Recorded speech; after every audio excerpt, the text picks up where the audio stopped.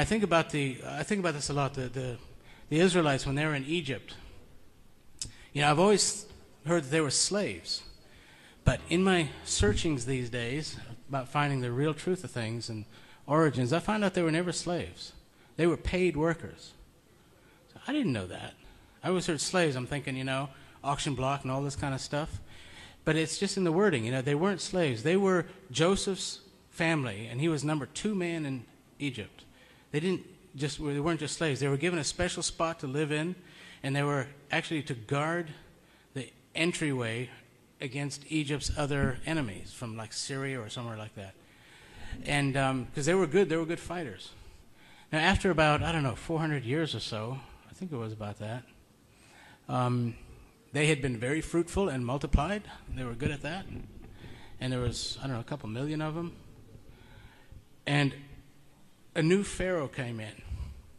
And this Pharaoh didn't know Joseph. Well, he knew him. He knew of him. You could not know of him, but he didn't respect him. And he didn't respect his people, his family, and he didn't respect his God. And he saw them as a problem. And instead of moving his army against them, he did it diplomatically. He changed their job description from guards to workers, indentured workers. They were paid, not much, but they were paid. And he made it slowly but surely. It's a political thing, slowly but surely, harder and harder. And when they talk about them being enslaved or they're in captivity, it's because you couldn't get out of the situation. They can't just pick up and move states because, I don't like it in New Hampshire, I'm going down to New York. Couldn't do that. It was desert all around. You would die out there. Enemies out there and all that stuff. So they're captive, enslaved to the circumstances.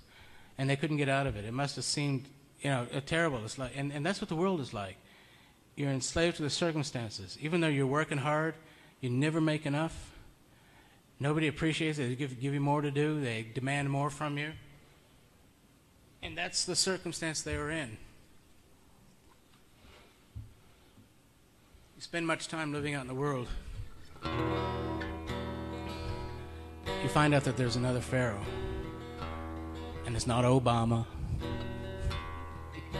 Maybe, I don't know. Now, there's another Pharaoh in this world.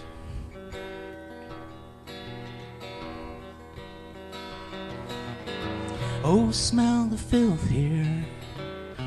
Oh, hear the cries. A baby's dying. It's got flies in its eyes. Oh, hear the gunfire. Oh, see him run. He's killing men for a loaf of bread with a stolen gun. Been too long underneath this Pharaoh's hand. Yes, we have. We've been too long underneath this Pharaoh's hand.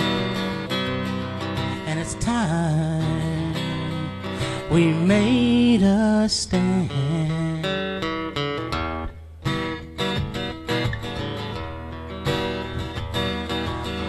Without beginning, there is no end. Without a sinner friend, no circle of sin. Slowly decaying from deep inside. We've lost the roots of the family tree, and there's no place to hide.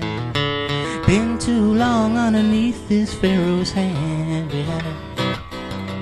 We've been too long underneath this Pharaoh's hand. And it's time we made our stand.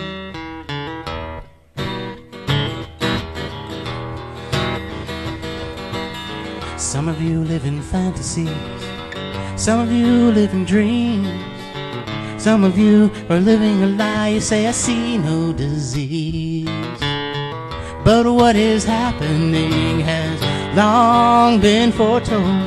You close the door, you lock the latch, and let the story unfold. Been too long underneath this Pharaoh's hand, yes we have. We've been too long underneath this Pharaoh's hand. And it's time, I believe it's way past time. It's time we made a stand.